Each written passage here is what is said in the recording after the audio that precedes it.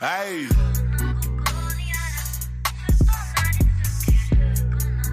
Hey.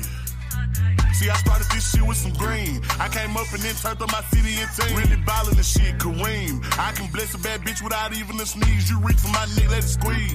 I'ma spray this big block like some fucking Febreze. I love when my bitch give me top on her knees. Ayy, when I nut, bitch, I'm leaving the scene. Ayy, Taliban, bitch, we new to the league, but we active. You trippin' your face on the tee. Had my partner sell 30 boats, he overseas. In my palm, I was getting them gone every week. Shit, the way I sold dope for that shit was unique. See, I come from the grove, but I'm so triple D. Nigga trippin', he better lock in for I tweet. Please don't ask for no verse if you don't got the feed. Ayy, these steppers want bodies for free. Gaza, so it ain't for the cheap. I was deep in that field, fire laced to my cleat. Once they touched the end zone, I was off in them streets. Ayy, hard body, don't try to compete. Once they jumped in the streets, we was deep in them creeks. Threw the Glocks in the river, lay low for a week. Beat the heat, get the stash. The 06 gotta eat. When we hop in them whips, we don't pull out no keys. Push the start, then we hit the top speed. Ayy, I just started and we in the lead. Sunday, Balenci, Monday is supreme. Ayy, used to think all this shit was a dream. Now I open my mouth and these VVs, they blame. Dropping 10 on my wrist just to strengthen my swing. I'm like, fuck, spent 15 and got me a ring. Nigga better lock in if I crash out. These labels don't give me no M's, I'ma spaz out. Might just go back to the trap house. Me and my niggas stepping, shit sound like a frat house. These niggas telling they rats now. Me and my niggas solid, so we'll never back down. When I fuck, baby, please keep your back down. Tryna hit baby raw, we gon' call it a smackdown. Say that he ride me, that's Cap Howe. I stay strapped with this 40, he play and get shot down. These niggas mad cause I'm hot now. I remember them days I was caught in the compound, yelling free rock till he out now. Took that 5 to the chin, now it's time for the walk down. Stepping, you play and get hawked down. Once they smoking there, ain't no way I'ma calm down. These niggas hoes let her talk down. Keep that shit on the neck, but not play when I walk around. Reach for my chain and get chalked down.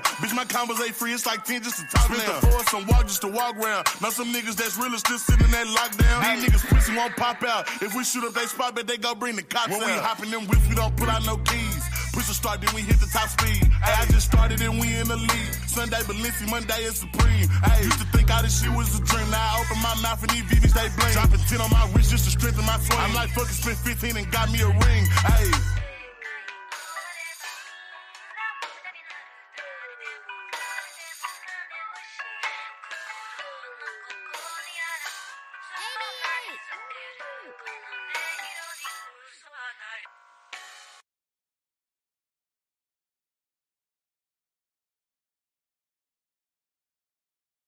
The man that can manage his emotions, the man that can get shit done, that is going to be a successful man. To hell with your emotions, to hell with what you feel, get shit done. And it seems like it's impossible and your back is up against the wall. Get shit done.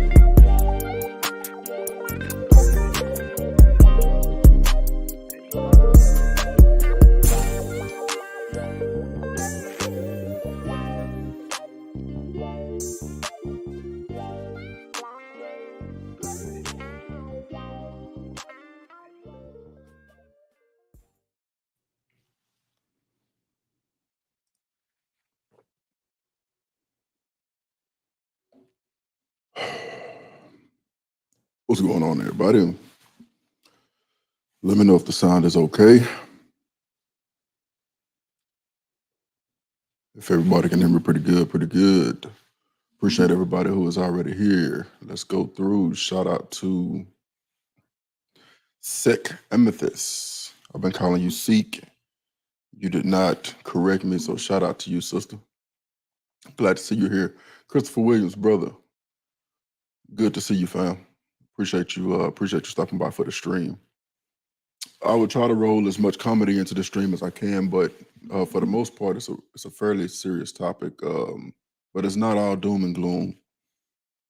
All right, what we're going to be reviewing is a book by an author called Neil Howe, and it is referring to what's called the Fourth Coming. I have a video that I'll show.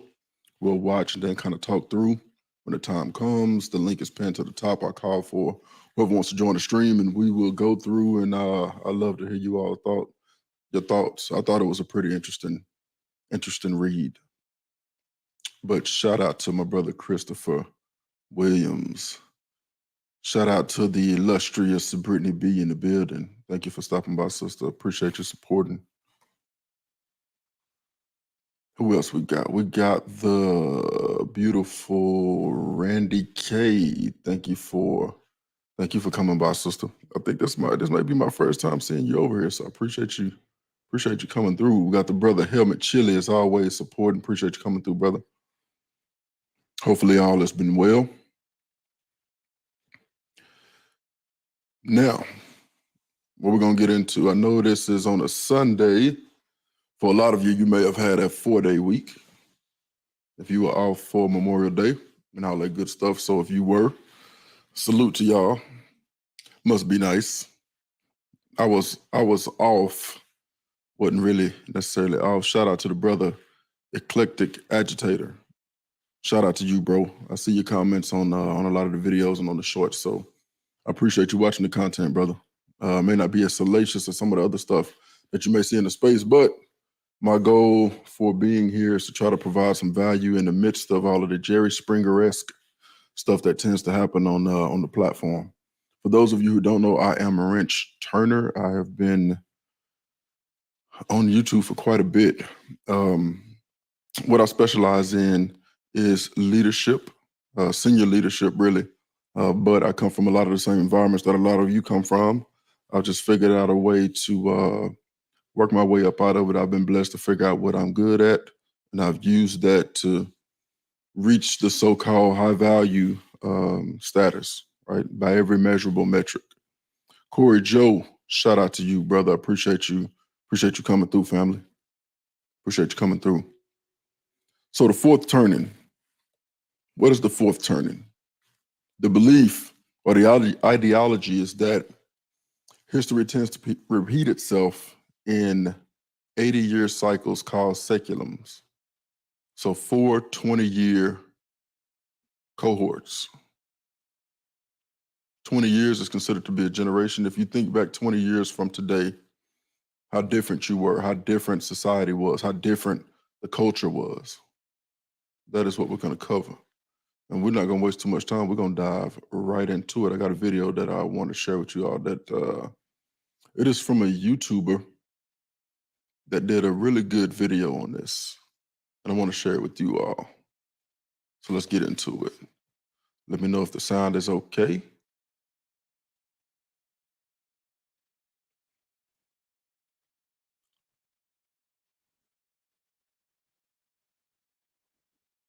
Can everybody see that pretty good? Let's go.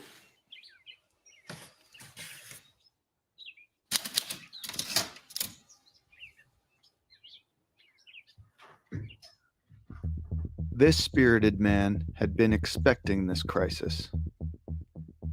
Maybe not a global pandemic per se, but he knew something was coming. If you can hear what's going on, put a 1 in the chat. I see you, Corey Joe. For a decade, this spirited man had been reading books, trying to figure out what the hell was going on.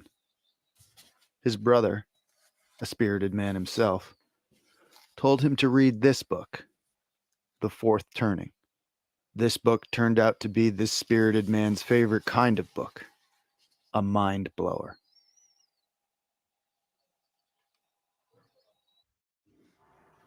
A book about how and when history repeats itself. And this is what the book said. History repeats itself in 80-year blocks called saculum, but we'll just call them history blocks. Not exactly 80 years. This is history, not math, but roughly the span of a human lifetime, maybe 80 to 90 years. Hey, real quick, as this video plays, what I want you guys to think about is, as he starts to break this down into 20-year blocks, think about where you fit into these 20-year blocks. And as we get to the crisis portion, what is it that you're doing now? Is it sustainable in the event that we do face a crisis? And what would you do about it if what you currently do is not sustainable? So as we watch this, after we kind of go through this, we'll talk a little bit. Then I'll start to call people up to the panel for those who want to provide their feedback, but we'll get back into the video. Within these 80-year history blocks, we have 4 turnings of around 20 years each. We usually call them generations. This book calls them turnings. Turnings are sort of like seasons, like spring, summer, fall, winter. Throughout our history, we've had these 80-year blocks, and the 80-year blocks have been remarkably similar to each other. We're in one now. The first turning, the first season, is a high, an upbeat era. The second turning is an awakening, a passionate era. The third turning is an unraveling, a downcast era. And the fourth turning, well, sorry, but fourth turnings suck. The fourth turning is a crisis, an era of upheaval. We're in a fourth turning right now. So let's take a look at our saculum, our history block, the history block that we're in the crisis of right now. Our high began after our World War II victory. By our, we mean America's. These are America's history blocks and turnings. During a high, the getting is good. We had the most even distribution of wealth during our high. You could work at a gas station and afford to buy a house. This high is the period that the MAGA hats refer to. We got Hank Williams and Elvis and Little Richard and the birth of rock and roll. We launched monkeys and men into space. This is when the Mustangs and Corvettes first came out. Our high ended with the assassination of John F. Kennedy on November 22nd, 1963. The high is not a high for everyone, of course. America still had a segregated South. Homosexuality was illegal and considered a mental disorder. The high is a period of conformity, the age of nonconformity, and of social. So just for perspective, they had to slip some woke up in here, but you can disregard that and watch it for what it is. I think that it's a good topic to cover. Social justice begins during the awakening, our passionate era. During the awakening, we had Martin Luther King and the Civil Rights Movement, acid, Vietnam protests and Vietnam itself, the women's liberation movement, Stonewall and the gay rights movement, great movies, great music. This is when the first Macintosh computer came out. The awakening is a time of increasing individualism. This second turning, this awakening, ended with the re-election of Ronald Reagan in 1984. Things get messy during the third turning, during the unraveling. We got the fall of Soviet communism and the beginning of the Russian gangster state. The greatest musicians of the time sang about violence and decay in their deteriorating cities. The LA riots, OJ, the bombing of Bosnia, and the Columbine high school shootings on the same day. September 11th, the wars in Afghanistan and Iraq. Our unraveling ended with the financial crisis of 2008. A fascinating fact about this book is that it was written. All right, now we are starting to get into our time frame. All right. Excuse the background noise. I live downtown, and apparently everybody's still turned up for Memorial Day, so disregard that. But we are starting to get into, when I say our, I mean our age group, right? None of us were alive around World War II, if I'm looking at my metrics for those who watch the channel. So we're starting to get into that late 20s, late 30s. I'm 40. We're starting to get into that time frame now, okay? So pay close attention. During the last third turning, published in 1997. But the book predicts now, what's happening now in this fourth turning. And what's happening now is right on schedule.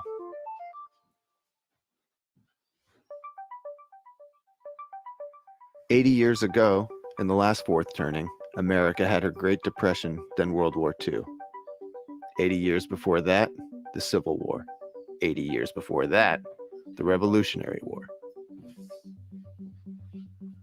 Now it's our turn to save the country."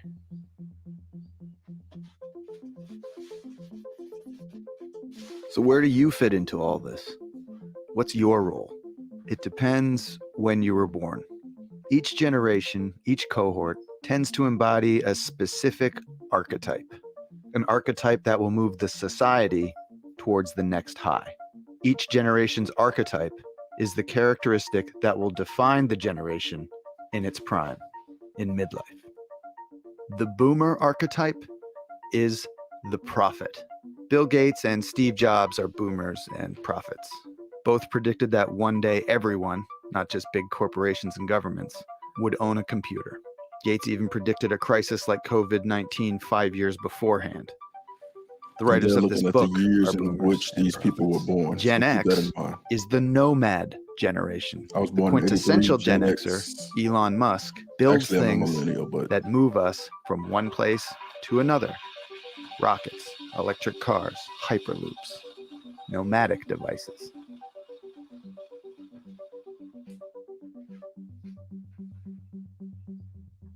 But the millennials, raised during the unraveling, will emerge as the hero generation during this crisis.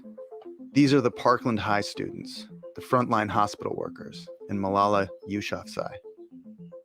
The book says millennials will be the World War II heroes of our history block.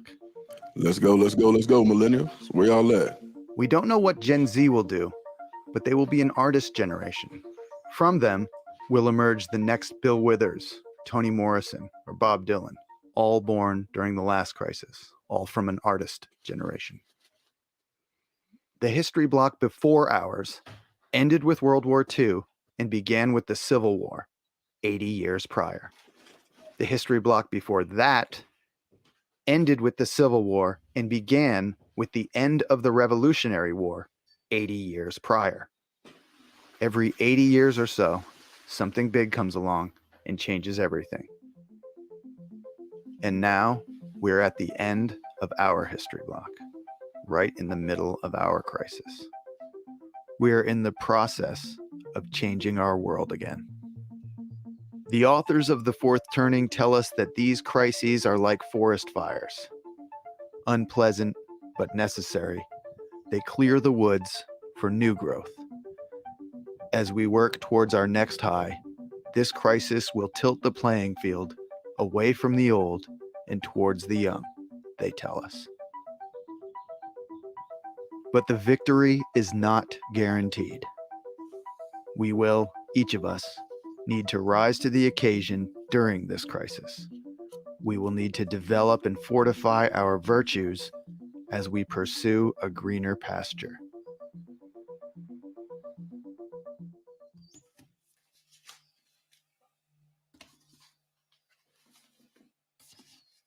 Our Western society was built to foster the potential of each individual within it. The aggregate effort of individuals keeps it going. The spirited man wonders, what is his role? What verse must he contribute to help extinguish the crisis? This spirited man is told that his cohort, Gen X, is the repair generation, the one stuck with fixing the messes and cleaning up the debris left by others. Cleaning, fixing, repair. This particular spirited man, from the last pre-digital generation, the last of the analogs, just happens to have a particular knack for repair and for fixing. Perhaps his nomad generation is tasked with ferrying his society from one saculum, from one history block, to another. But where does he start? Well, the zip line at the community center playground has been broken for over a year. And this particular spirited man happens to have the tools to fix it.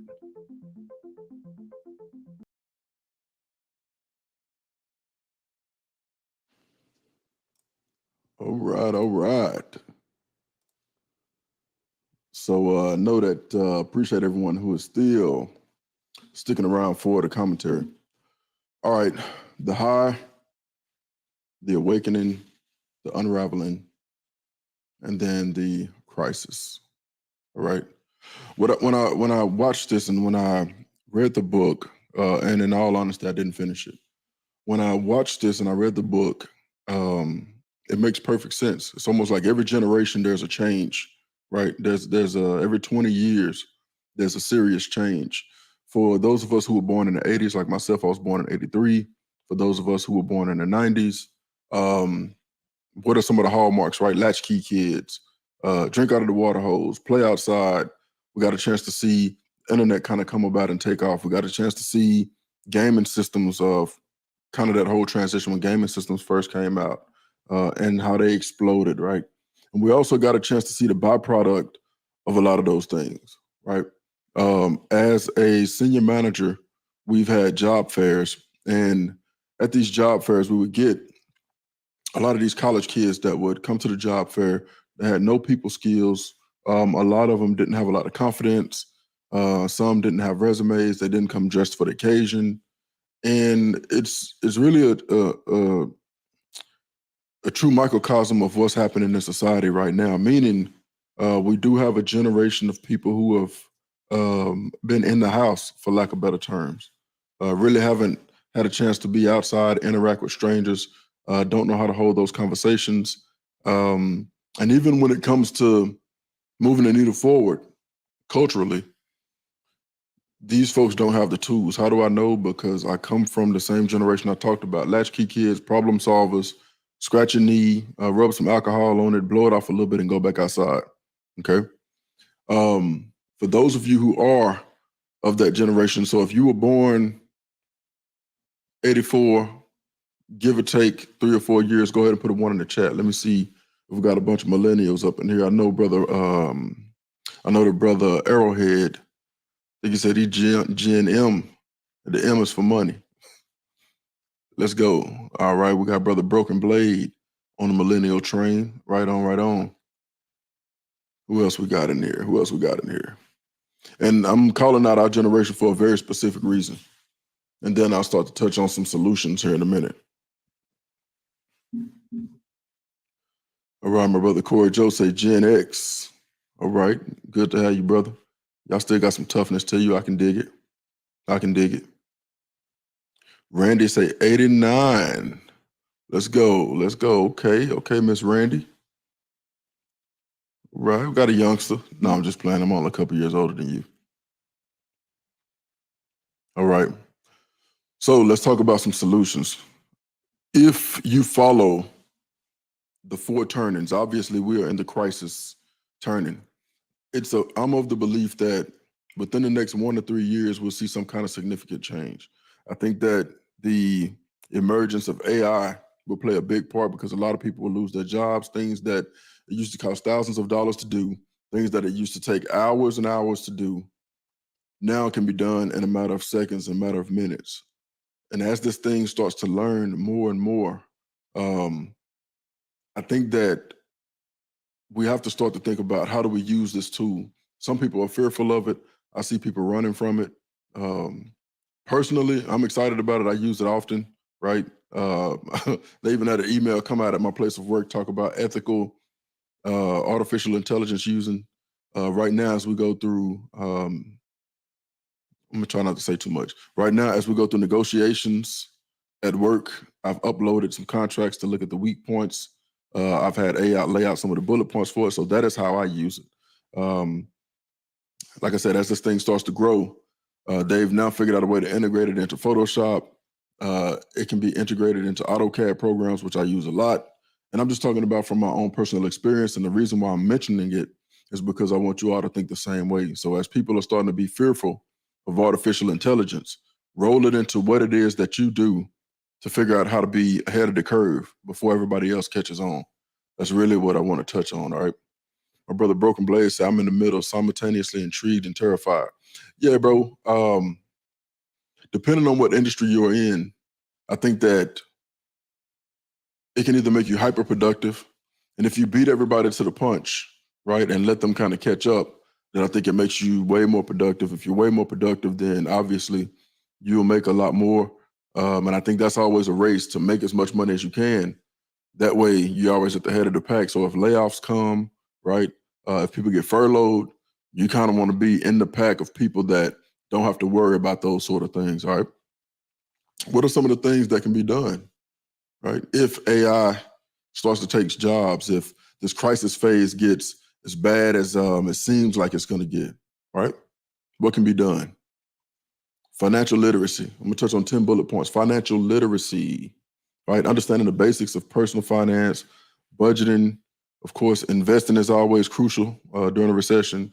And it can also help individuals make informed decisions about their money, about cutting non-essential expenses, investing wisely, and saving for emergencies. First bullet point. For those who are just trickling in, we are touching on the fourth turning. Shout out to Mr. Clay. Good to see you, brother. Good to see you. We're touching on the fourth turning. Right now, according to the book, you have what's called a seculum, 80-year block. It's broken down into 4 20-year cohorts. Excuse the background noise. Y'all broken down into 4 20-year cohorts. 20 years has always been considered to be a generation. We are already through the first 3, the high, the awakening, the unraveling, and now we're supposed to be in the crisis. Right around 2028, between now and 2028 is when the bottom is supposed to fall out of this thing. What we're going to touch on is some solutions and what it will look like. Also, I wonder if this crisis will reset the relationship dynamics. Everybody's independent and stuff right now, but we will see once the gas get turned up. So first bullet point we touched on was financial literacy. Second, adaptability. I always talk about it. I started as in order to get into the business that I work for, I started as a driver just to get in the door. I drove for 6 months. After I was a driver, I got into the maintenance department. I was an industrial technician working on industrial bottling equipment. I did that for a while. From there, I went into what's called total productive maintenance, total quality maintenance. That is a spinoff of the Toyota Kaiser system. For those who don't know what I'm talking about, Toyota basically came up with a system to make them extremely efficient. They save money. Basically, they just hone down on their processes to create vehicles in the most efficient way possible with as minimal amount of waste as possible. So the system that I was trained in is a spinoff of that. We call it total productive maintenance. While I was there, that was under the engineering department. Yes, sir, brother Broken Blade hit it right on point. Kaizen, small change, small incremental change. That's what that stands for. So that is the system that I was trained up in. While I was there, I was actually a maintenance planner. You roll the background, all of the background that I did up until that point, being a driver, understanding how routes work, understanding how vending systems work. Then I go into maintenance department. Then I go into engineering. So I started to learn the CADs, using a lot of the other programs, how to do 3D prints, how to use 3D printers. I've actually created a lot of parts that are used in industrial maintenance right now. Couldn't patent them and get paid off of them and become extremely wealthy because I work under the umbrella of the company that I work for, which is a Fortune 500. From there, I went into a low level of leadership, what we call a group leader, which is an hourly supervisor, just kind of get my feet wet. From there, went to being a supervisor, a salaried supervisor. I sandbagged them for like 2 years. Entry level was right at 75,000. That wasn't enough for me at the time. I was like, no, I'm not going to be able to do it. I'm good on that. We wheeled and dealed for a little bit. After 2 years, I went ahead and made the jump and decided to get into leadership. From there, I became a manager, and from there, a senior manager, and I manage a plant right now. Right, so been rocking and rolling. If you ever watch any of my content and it seems like it's kind of nerdy or it seems like it may be boring to some people, depending on where your head at. It is basically me trying to do all of the groundwork so that when I start to come out and talk about solutions, people will understand why I kind of touch on that stuff. I'm not telling you guys anything that I've read in the book. I'm not telling you guys anything that I haven't put into practice myself. At the beginning of that intro video, when I said when it feels like your back is up against the wall and there's no way out, get shit done, that's what I did. Another part of that I'll tell you, while I was working in the engineering department as a maintenance planner, I was doing really, really well. I was also a single parent. So I would work as a maintenance planner during the day, right at about $80,000 a year. I would work as a maintenance planner during the day. I would leave there, go and bounce at night at a bar. Leave there, take a shower, catch a nap, get up, do it all over again. And I did that for maybe about a couple of years. All right. Moving on to that was the second bullet point, adaptability. Right, recessions often bring about unexpected changes, such as job loss or reduced income. Right, being adaptable allows individuals to navigate these changes and seize new opportunities that arise. When I was an industrial maintenance technician, I learned everything that I could. I learned how to use what we call a CMMS system, a computerized maintenance program system. How do you track parts? What have we bought over the last couple of years? How to drill down, reduce unneeded parts that sit on the shelf and get dust on them. I went through that whole process. I learned how to use the CAD systems like I talked about, but I also learned how to hone in on the trades that I had now. Before I started working for the company that I work for now, I went into trade school. My formal background is an automotive service technician. I had that when I came in the door, right? How do I use that now? I already knew how power systems work. I understood how discharging power systems work. I understood 12-volt systems as they work on vehicles. I understood 24-volt systems. I understood 480-volt systems, which is a pretty dangerous level of electricity. And I also understood how 220 systems work, right? If you notice, I have all of these different notches that I was putting on my belt while I was doing this thing, while I was working for this company, the company that I still work for today. I'm 10 years in right now. All of that is in preparation for what we are in right now. If you believe what it is that we just watched, that we are in the fourth turning. I'll mention it again, the fourth turning being a high, the second turning being an awakening, the third turning being an unraveling, and the fourth turning being a crisis. This crisis is set to happen between now and the year 2028. I've been gearing up for this over the years. I started this journey in 2012, 2013, because I figured something like this would happen. When I purchased my home, it was a business decision. Made sure I was on a corner lot, made sure I was in an area that was up and coming. Now there's an elementary school in the middle of the neighborhood. There's a grocery store in the neighborhood. There's Jimmy John's, there's McDonald's, there's Starbucks, all of the different things that a family would want. I'm an empty nester, so my children are grown, but I did all of that as a business decision, thinking about us being in this fourth phase right now, being in this fourth turning, which is the crisis. All right. So we talked about adaptability. We got the sister Gail at night.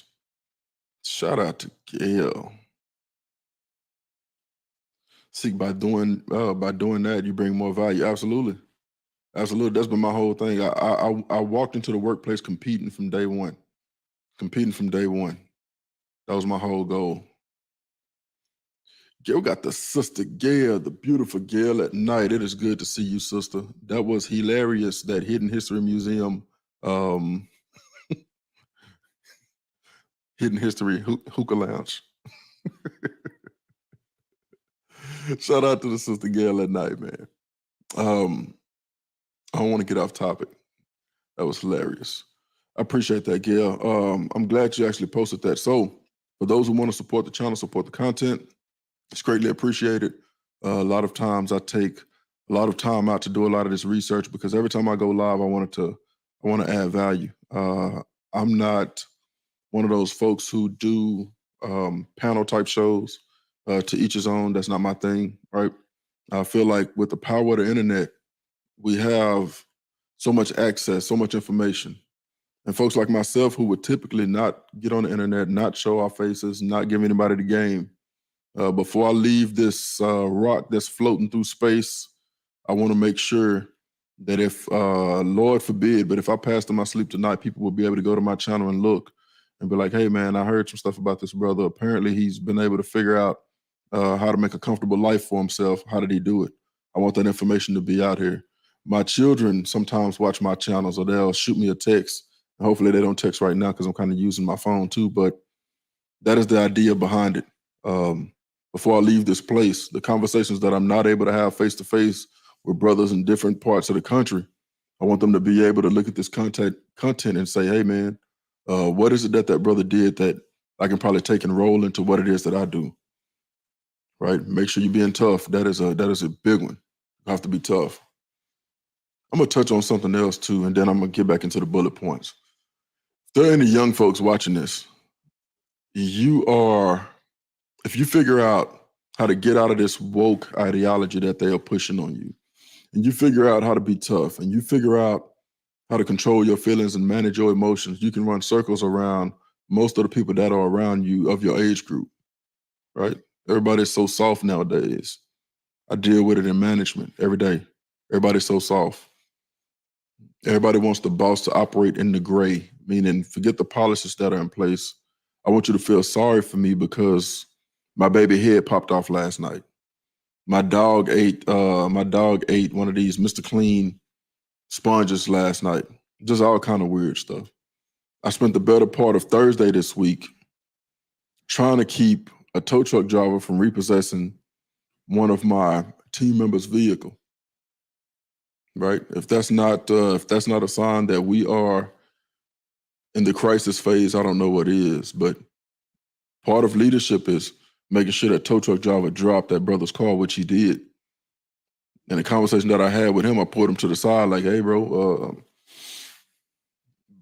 about you a couple of hours. If I was you might want to park at that granny house.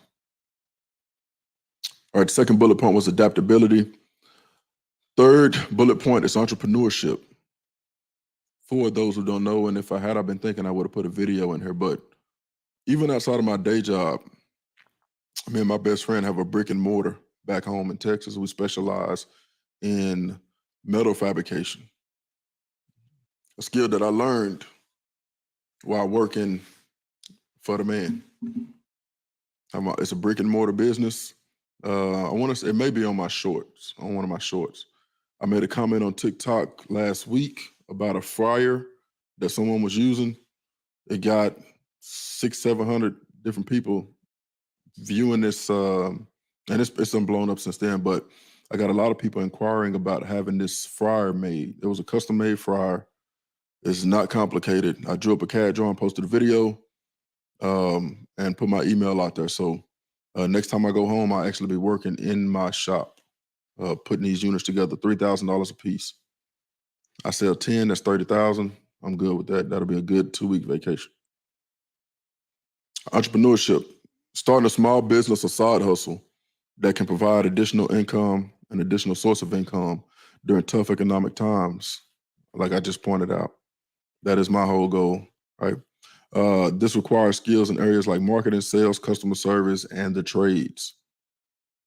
I know the trades are not nice and glorious and cute, like a lot of people think. Everybody's more or less leaning towards IT, the office jobs, and I can't knock them because I have an office job now, but I've worked hard, man. I've bust my ass to have my office job. And even now I will get out the office and get out and help if it looks like the numbers are suffering and it looks like we're not tracking the way we need to be. I get out and make sure I help the team. Number one, to let them know that I'm not afraid to get my hands dirty. And number two, just for the face-to-face interaction, I don't want them thinking of the king that sits in the high castle. That's not what we're shooting for. Gail, I appreciate you, sister. More than you would know. I'm not sure if Thane Mithra is in here. I want to shout that brother out, man. I did a stream, the last stream that I did. He watched the after stream and brother cashed out me. So I want to make sure that I shout that brother out. I greatly appreciate his support. Not only does he support this channel, but he supports channels all over the internet in general. I've seen him in lead attorneys chat supporting as well. So shout out to Thane Mithra, brother. If you are in here or if you watch the after stream, I want to say that I greatly appreciate the support. Shout out to Maggie, the substitute teacher too. She stopped by on the last stream. Beautiful sister. Puts a lot of good information out there. I appreciate the support there. Genetic farming is what I want to get into. Hey, bro, if you get a chance, look on TikTok. They have I think it's called like a vertical watering system where you could actually grow, like you can grow like I want to say like greens and stuff like that. It's like a PVC pipe with some kind of water system where you can actually grow vegetables. You can grow vegetables, and there's some on TikTok. I get a chance, I'll shoot it to you. All right. So third bullet point, entrepreneurship, right? If your job were to close down today, what skills do you have that you can take from that job that you spend all this time at? What skills do you have that you can take from there and roll out your own business? I understand that entrepreneurship is not for everybody because it's not necessarily the easiest thing. You got to be the janitor and you have to be the CEO also. That's what a lot of people don't understand. When you own a business, if something happens at my brick and mortar, I've flown back home to take care of issues before. If something happens at the brick and mortar, I may have to get on a plane or reach out to my brother and say, hey, man, this is what's going on at the shop. He'll have to swing by, or I may have to get on a plane, fly back home, 2-hour flight, check everything you got, make sure everything's good, take care of it, then come back to my regular day job. But I have every intention of retiring before the age of 50. That is what I'm pushing for right now. Gail said, yes, shout out to Thane. I owe him a shout out too, but I haven't been live in about 4 months. What's going on? What's going on, Gail? Where you been? Where you been, sister? I understand this YouTube shit, man. It's different. It's different. Right, my brother Broken Blade. So what's up? That kind of look like aquaponics. Yeah, aquaponics, hydroponics. No, I'm playing. But if you get a chance, look on TikTok. There's like it's basically PVC pipe with these little pockets on each side, and they figure out this water system that doesn't even use soil. They figure out this water system, I think, that waters the roots, and this stuff grows like you wouldn't believe. So instead of having the room to actually grow out like a garden, they're actually growing it vertical. All right. So the third one is entrepreneurship. The fourth is digital literacy. As more work in commerce moves online, being comfortable with technology is increasingly important. This includes knowing how to use digital tools for communication, productivity, and learning. I just talked about ChatGPT. I talked about AI. And now, as I mentioned, the last sentence of the previous stream that I had is when the gold rush in 1849 happened, you had two different type of people. You had the people that were rushing to the West Coast to dig and mine for gold. And then you had the ones that kind of stayed out of the way and watched them and just decided to sell shovels. All right. It's a different type of mindset. That is what I want us to think about, a different type of mindset. So what is it that you do in your own day-to-day job that you do right now? A lot of us have been in these fields or at these jobs for years. What is it that you've learned and mastered? You've put in your 10,000 hours. How can you turn that into a business that you can monetize in the event that this fourth turning that we're in, this crisis that we are heading towards? How can you use that to take care of yourself, take care of your family? That digital literacy, what we just touched on. Everybody know the old folks that they're not comfortable using they're not comfortable using the smartphone, or they say, "Oh, I don't deal with those kind of phones. I don't text. I have a guy that works for me right now. I don't text." I'm like, "Bro, you don't text?" "No, I don't text." He's an older guy. He's not comfortable with it, fearful of technology, kind of set in his ways, and that's cool. But when this thing takes off, he's probably one of the people that'll get left behind. Also, the railroad companies started gaining during the gold rush. Hell yeah. Yeah, yeah. So the companies that make the railroad cars, they were raking it in. They're raking it in. So we talked about digital literacy, networking. Networking is huge. Networking is a skill. I want to say it again. Networking is a skill. You have to be able to network with people who have a different ideology from you, a different moral compass than you sometimes, a different, everything about them is different. But if you're looking at it from a business sense, how do you network with these people? Because they may be able to put you in a position that gets you to where it is that you want to be. I work with people that I probably have different political ideologies from them, across the board, but I figure out a way to work with these people because I know that that is a valuable skill that you need to have. I've always said it, if my job decided, hey, we don't want to, we need to go ahead and sever ties tomorrow, I'm more than confident that I have enough resources that I won't miss a beat. And it's because I don't just have one person to reach out to, 2, 3, 4. I probably have double-digit people that I can reach out to that I've networked with over the years, where I've added value, that I've worked for, or people that have worked for me. I've been a model contributor to the teams. I've been a model leader on the teams, and I've taken pride in that because I understand the importance of building networks. I have somebody that emailed me last week, and they emailed me this week also, trying to find a job for their fiance. They just got married. Her fiance lost his job, and she said, "Hey, what is going on? How do I, I need some help." And I'm like, "Cool, I got it under control. I'm not home," which would be Texas. For I'm pretty sure most of y'all know I'm not at home. I'm actually in the Midwest, but I still have connections and I still have relationships with people back home to help her and her fiance to get him lined up, to get him a job. Newlyweds, young folks, I think they're not even 25 years old, young couple. So we're gonna help get her fiance set up, and help kind of lighten that load. And even doing that, who knows, I may need their help later on. Who knows? I'm not your pet Negro. Salute Rich Turner. This is my first time catching a live. Keep dropping this knowledge, my brother. We are listening. Hey, brother, I appreciate you joining, man. This is my first time seeing you on this end, but this is kind of what I do. I don't go live too much. I have a pretty healthy plate, even after I cut this live off. I have some work that I got to do before 5 in the morning, so I'll knock out some of that too. But I appreciate you being here, brother. I appreciate the comment, and hopefully I'm adding some value to you all. This live is a little bit different from some of the other ones that you may see. My belief is that I play the slow and long game.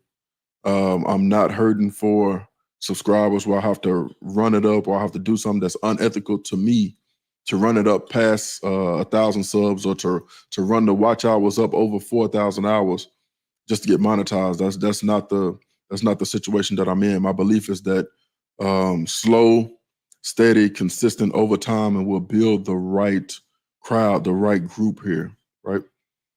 Shout out to, I want to make sure I acknowledge my brother, Simple Shit TV. If you haven't subscribed to that brother, make sure you check him out. If you haven't subscribed to the brother, Brother Arrowhead, make sure you subscribe to him too. Gale at Night, make sure you subscribe to that sister Sick, Amethyst. A lot of content creators here. My brother, the guy in the black suit.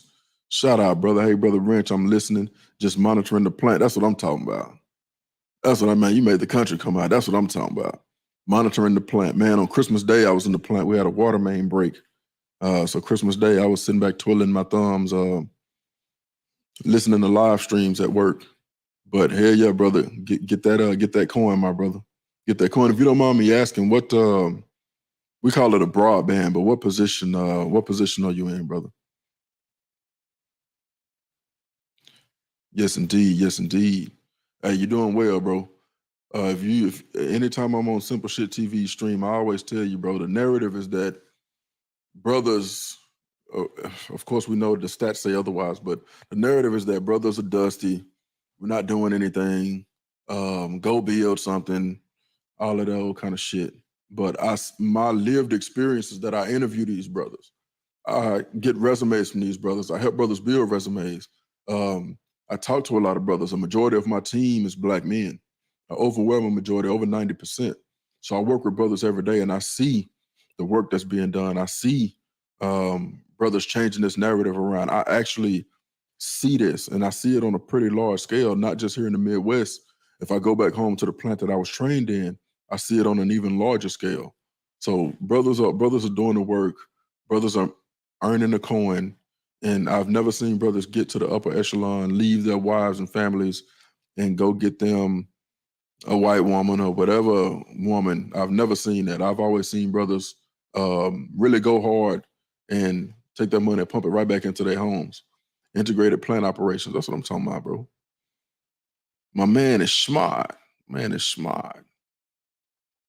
We'll keep chugging away at this. I'm not gonna hold y'all too long tonight, but got some things that I want to show you. My brother Jerome Payne, salute Wrench Turner. Shout out to you, bro. And another thing too, I want to make sure I acknowledge. Shout out to the sisters in the chat. Shout out to all the sisters in the chat, man. I know some of y'all in here that come by and watch. So I appreciate you all. Appreciate you all as well. Shout out to my brother Jerome Payne. He says, salute, big bro Wrench Turner. Absolutely, bro. I appreciate you coming. Appreciate y'all taking this time out on a Sunday night. I'm on Eastern Standard Time, so trying to do it at a sweet spot where it's not too late and I can get the information out, you know. He said, but Wrench, I thought we were all dusty. I thought we were too, bro. I thought we were too. They almost made me show a check stub one time. I got into it with somebody on YouTube. I said, man, let me chill out. But that's what the haters say. Yeah. I appreciate you, Gail. I'm gonna run through these bullet points and then we'll call it up and see who wants to call in and chop it up about the subject at hand. I got one more video that I'm gonna show too, but I'm gonna run down through these bullet points too. All right, we talked about digital literacy, we talked about networking. So just to run it down, number 1 was financial literacy. Number 2, adaptability. Number 3, entrepreneurship. Number 4, digital literacy. Number 5, networking. Right, building and maintaining professional relationships, opening up job opportunities, and provide support during a recession. Networking skills include communication, empathy, and active listening. And also the unwritten rule, the stuff that is not on the training documents. I talked about it before. Somebody who can hold their tongue, somebody who is not loose at the lips, somebody who can hold secrets, somebody who can build trust. That is a big part of networking. A huge part of networking. One of the most important things about networking. You want to have a good name, right? Resilience. Recessions can be stressful and challenging. Resilience, the ability to cope with adversity and bounce back from setbacks, is vital for maintaining mental and emotional health. Let me tell you something that people tend to leave out. The more you learn, the more you earn, the more you burn. Meaning you're going to burn a lot of calories to get to the point now in this country where you have to earn a lot of money to be comfortable. And comfortable, I know is subjective, but there are days when I sit back, take a deep breath, and I'm like, all right, you built for it. Crack my neck a little bit, grab me a bottle of water, and get to it. Get to it. I started my own business, but I'll be dusty even with a passport. Salute to all you bros. Help everyone as well. Everybody as well, brother. I have my passport also. When the time comes, I will see you on the white sand beaches of South America somewhere. But I also want to make sure the timing is right. I have some stuff cooking up that I don't want to lose sight and lose focus of. So, but salute to you, brother. All right, Gail says subscribe to Simple Shit TV. Yep, man, Gail is awesome. Gail is amazing. I think that's what I heard you say. Is that the right channel, Simple Shit? Yes, ma'am. That's the correct channel. That's the right channel. My brother Alvin Holden. All right, we'll keep marching through. Resilience. Recessions can be stressful and challenging. The ability to cope with adversity and bounce back. Next, negotiation. Negotiation. I've had many conversations, and a lot of people don't know, and maybe I need to do a stream on it. A lot of people don't know how to negotiate, whether it's their salaries, whether it is increases, right? I have been on both sides of the table. My overarching theory and what I've always used and what has always worked, I've always been able to quantify the value that I add to the company. Meaning, if I am somebody who works on an assembly line, right, and I assemble 5 more pieces than everybody around me, then my pay should show that I make 5 more pieces than everybody. My belief, instead of making 5 more pieces, I'm gonna make 15, 20 more pieces. I want to make it real clear that I'm far better than the people that work to my left and to my right. Nothing personal, but I have every intention of negotiating my salary or what I make. So the 7th point, negotiation, right? Whether it's negotiating a better deal on a purchase, raise at work, a lower interest rate on debt, negotiating skills can save money and create better outcomes. What I always say is leave emotion out of it, be extremely practical. And one of the most important things is be able to quantify the value that you add, no matter what it is. Be able to quantify the value that you add. If you are a trailblazer, or if you are at the front of the pack where you work, make sure you quantify that. Hey, I know we have a 40-hour work week. I've worked 45 hours to make sure I get everything done, to make sure I check all of my boxes, I cross all of my T's and dot all of my I's. That is what makes me substantially better than the next best person, right? Be able to quantify it so that you have that information needed to negotiate. Number 8 will be critical thinking. During a recession, and the reason why I keep mentioning recession is because we are in the 4th turning in the crisis phase.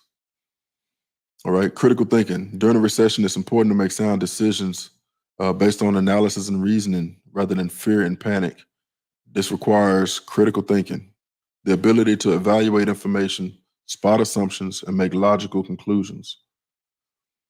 Even when people come in and talk to me about increases, I've had people come in angry, I've had people come in teary-eyed, and I've always been able to catch them and say, hey, you're telling me that you should make more money, and I'm not opposed to that, but what about I'm catching you without your PPE? What about you have X amount of write-ups, you have an attendance issue, you have a tardiness issue, right? Leave no outs. Whenever you go in and sit down, make sure you've already swept in front of your door whenever you get ready to have these conversations. And even if you're not there today, then keep that in mind whenever you get ready to go and have these conversations. Take a deep breath, sit down, have an honest conversation, have an honest assessment of yourself. If you know you've been messing up, man, don't try to go in and negotiate nothing. You don't have a leg to stand on, especially not if you're coming to sit down and talk to somebody like me, because I want you to be adding value, and I got to be able to make the case for paying you these extra thousands of dollars a year, these extra couple $100 a month, right? Self-care. Taking care of one's physical, mental, and emotional health is always important, but it becomes especially so during stressful times like a recession. This might involve skills like time management, stress management, and mindfulness. What I do, I've been able to lock in for an extended period of time. What I traditionally do, I don't take a vacation the first 3 months of the year. What I'm talking about is the actual calendar year. I tend to not take a vacation within the first 3 months. That is my way of saying, all right, if I breeze through these first 3 months, then hey, I got the rest of the year to fit in my vacations. Normally I take my vacations 2 weeks at a time because I got to get on a plane, fly home, call my yard guy, tell him I don't need his services. I'm back home for a little bit. The last 2 vacations changed the batteries on the damn cars, and redo the flower bed this go around the next time I go back. So stuff like that. I take my vacation in 2-week intervals. So between 10 and 14 days is when I take my vacations. But the reason why I do that is for my own mental health. 1 week is really not enough for me. It take damn near a week just to get work out of your system, just to stay out of the emails, just to stop answering the text messages. Right. So I do mine in 2-week intervals. My brother, Mr. Clay, says facts. When I was working at Cox Communications, I negotiated my salary and benefits. Yes, sir. Yes, sir.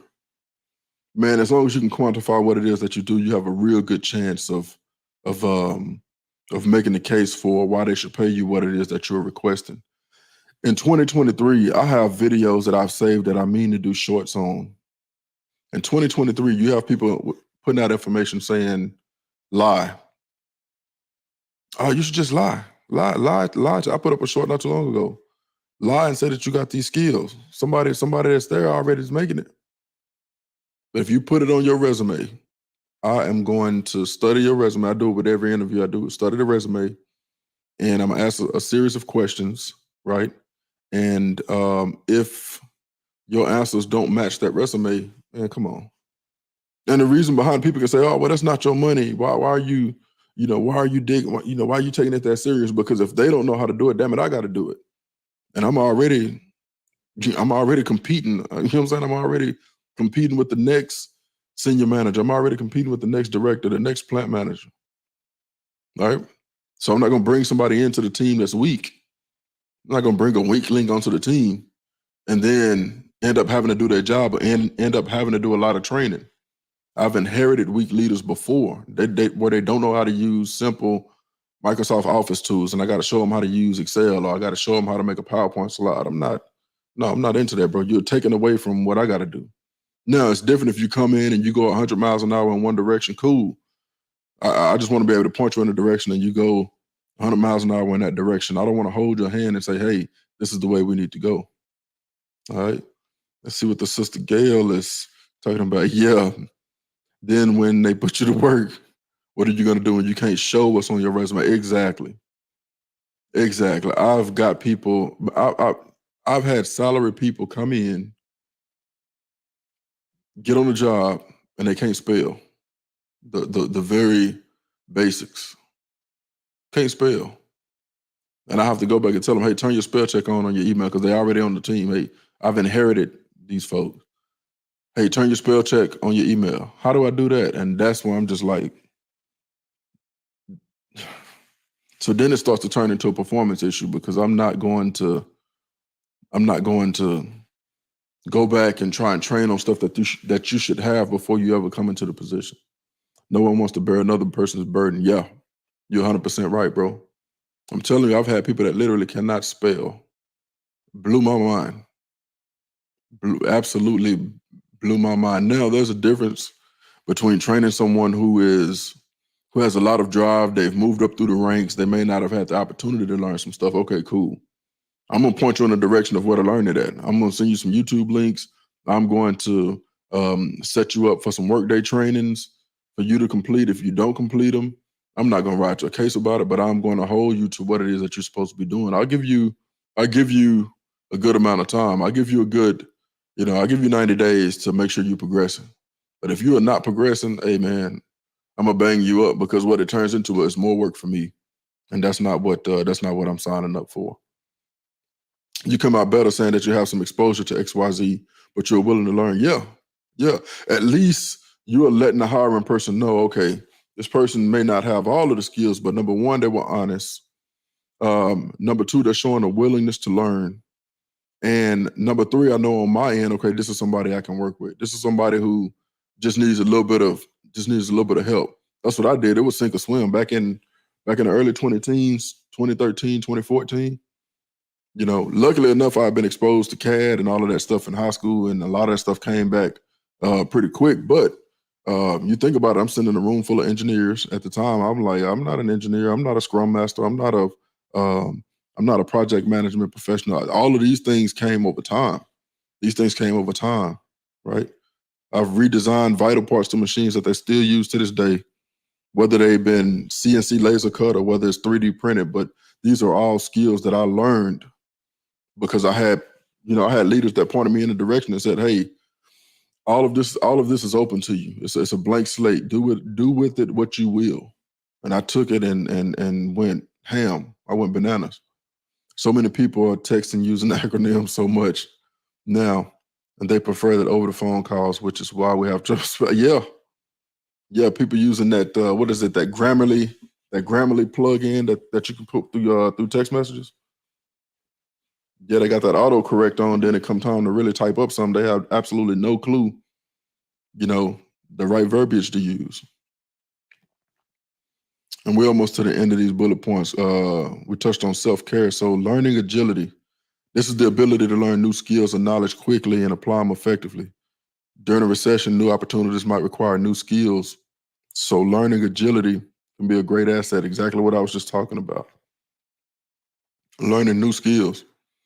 If I wasn't doing what I did right now, I would probably be in the tech field, just because I took the liberties to go through and do Amazon AWS just in case. I was like, hey, I want to have as many skills as possible. I've had a lot of people tell me, like, man, you know a little bit about a lot of stuff. And I'm like, yes, sir. Yes, ma'am. On purpose. Now, I don't expect everybody to do what I've done. I'm weird in a way where I can sit and watch hours or read a lot of material on things that I want to learn, things that I'm interested in. I've trained my brain to work that way. And I know that that's not necessarily the case for everybody. So I get it, right? I get it. I'm kind of weird in that way. But these are the things that you have to do to kind of make yourself recession proof in the event that the bottom falls out of the workplace. So we'll cover real quick, touching on the 10 bullet points that we covered. Number 1, financial literacy. Number 2, adaptability. Number 3, entrepreneurship. Number 4, digital literacy. Number 5, networking. Number 6, resilience. Number 7, negotiation. Number 8, critical thinking. Number 9, self-care, caring about your mental. And number 10, learning agility. Those are the ways to make yourself recession-proof. You do those things now. If the bottom tends to fall out during this 4th turning, then you have a better chance of making it out okay. Brother Broken Blade says, same, currently learning Python, looking to study organic farming. Hey, the brother Arrowhead, my brother Gerald, said the same thing, looking at organic farming. Hey, that's the wave, man. Actually, my boss actually sent me a link for a piece of land out here in the Midwest. What it says, 35 acres, something like that. 35 acres. Land out here is pretty cheap, so I've been looking at it. If they'll subdivide it, or that may be better. I don't need 35 acres. Shit, I ain't trying to take care of that much land. I'm not from here. I know that eventually I'm going to go back home, but it's always good to have those kind of options. We'll have one more video called 7 Must-Have Skills to Stand Out in the New Economy. We'll cover this, give everybody an opportunity to call in for those who want to speak their piece, and then we'll kind of take it from there. So let's see, this next one is, give me just a minute. Right, here we go. Want to make yourself irreplaceable to potential employers? It's not only technical skills that you need to nurture. As we enter the new industrial revolution and the rate of change increases, the skills you need to succeed in the workplace are evolving, and you need to catch up. So if you want to succeed in today's competitive and ever-changing economy, you've clicked on the right video. But you must watch it to the end to discover the most desired skill employers hunt for. So hit that like button. Boy, They find themselves in a situation where they could use those skills.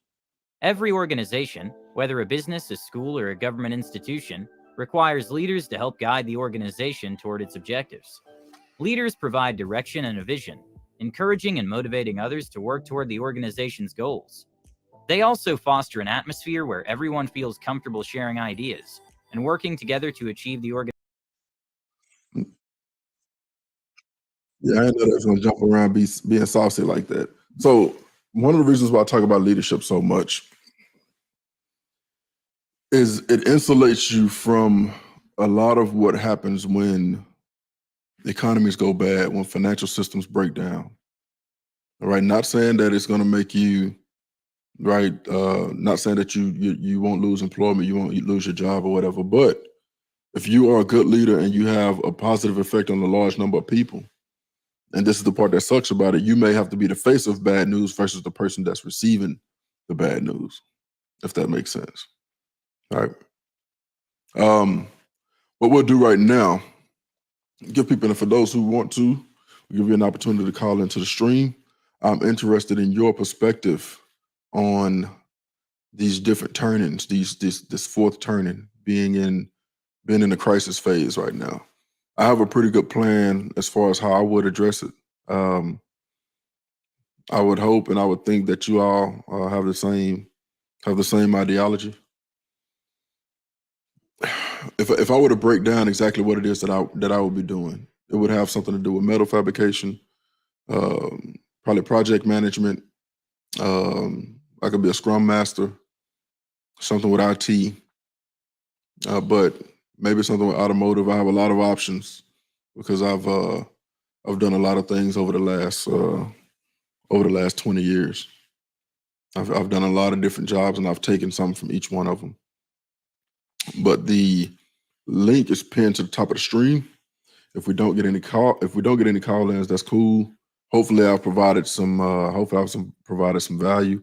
Sister Gail said, I'm working on breaking into cybersecurity. Hey, that is lucrative. I saw a dude that make like $400,000 a year yesterday. It may have been this morning, yesterday. I saw a dude make $400,000 a year doing cybersecurity. The Sister Gail said, I'm working on breaking into cybersecurity. I'm already somewhat in it by default, risk, fraud, investigations, but there's more I need to learn to get the position I want. Congratulations to you, sister. Congratulations to you. If there's any way I can help, let me know. But that is awesome. IT is amazing. AI will, I don't think that they would trust AI to fully handle cybersecurity. I think that there will always be that people element in it. And if I'm not mistaken, I think Brother Arrowhead is involved in cybersecurity also. But shout out to you, sister. Excellent job. Excellent job. So we don't have anybody in the back. That's perfectly fine. For those who are watching, I absolutely appreciate you taking the time to view the stream. At the end of every stream, I play some music. We jam out, just kind of kick back. This is a Sunday. So I won't play anything too relaxing. I'm really gonna be on my gangster shit. That's kind of how I hype myself up to go into work and do a lot of the heavy lifting that I have to do in my everyday.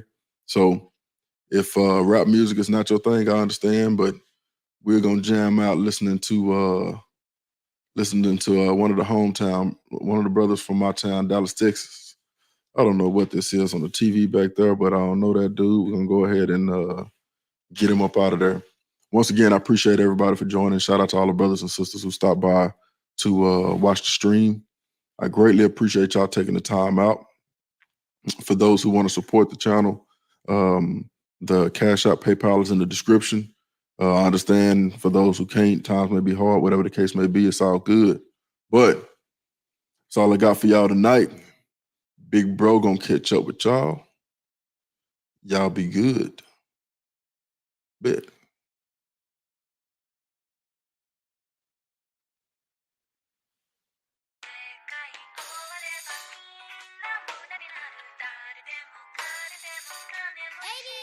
Hey.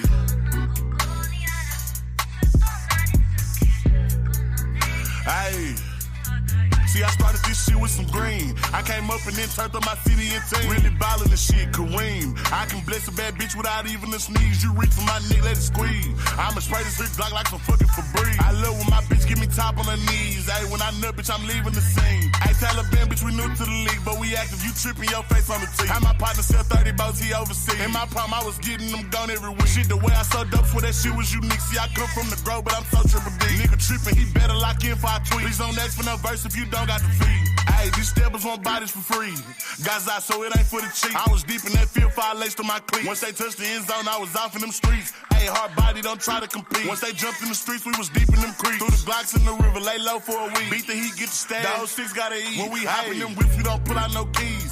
Push the start, then we hit the top speed. Hey, I just started and we in the lead. Sunday Balenci, Monday is Supreme. Hey, used to think all this shit was a dream. Now I open my mouth and these VVs, they blame. Dropping 10 on my wrist just to strengthen my swing. I'm like, fuck, spent 15 and got me a ring. Nigga better lock in if I crash out. These labels don't give me no M's, I'ma spaz out. Might just go back to the trap house. Me and my niggas stepping, shit sound like a frat house. These niggas telling they rats now. Me and my niggas solid, so we'll never back when down. When I fuck baby, peace, keep your back down. Trying to hit baby raw, we gon' call it a smackdown. Say that he ride me, that's Cap House. I stay strapped with this 40, he play and get shot down. These niggas mad cause I'm hot now. I remember them days I was caught in the compound, yelling free rock till he out now. Took that fire to the chin, now it's time for the walk down. Stepping, you play and get hawked down. Once they smoke in there, ain't no way I'ma calm down. These niggas hoes let the talk down. Keep that shit on the neck, but not play when I walk around. Reaching my chain and get chalked down. Bitch, my combos ain't free, it's like 10 just to talk down. Spent the force and walk just to walk around. Now some niggas that's really still sitting in that lockdown. These niggas pussy won't pop out. If we shoot up they spot, bet they go bring the cops out. When we hopping them whips, we don't pull out no keys. Push the start, then we hit the top speed. Hey, I just started and we in the lead. Sunday Balenci, Monday is Supreme. Hey, used to think all this shit was a dream. Now I open my mouth and these VVs, they blame. Dropping 10 on my wrist just to strengthen my swing. I'm like, fuck it, spent 15 and got me a ring. Hey.